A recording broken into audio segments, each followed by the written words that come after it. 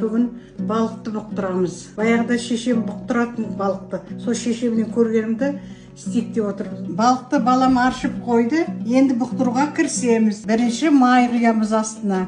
Майдан кейін астына жуа саламыз. Енді бір қатардан балық саламыз.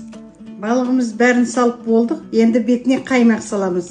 Баяғыда шешем осы балықты осылай бұқтыратында. Пешті жағып, тапаға салады.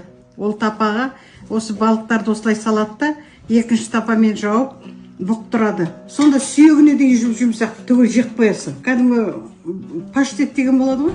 Сол паштет сияқты крышкасын жабамыз, мінекей. Осылай духовкаға саламыз.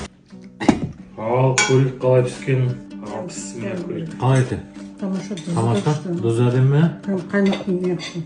Баяғыда әжем осылай істеуші еді. Сонда мынау сүйегі де жұмсақ болады. Сүйегіне дейін жеп қоясың ол балықты.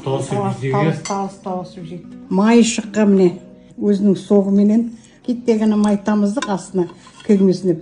Өзі балықтың майы мінекей. Сүйектері алынып қалып жатыр мінекей сүйектері. Осылай балықты бұқтырып көріңіздер. Өте жақсы дәмді болып шығады. Өзінің соғыменен, өзінің несіменен жуаның да бәрінің дәмі шыққан. Өте күшті.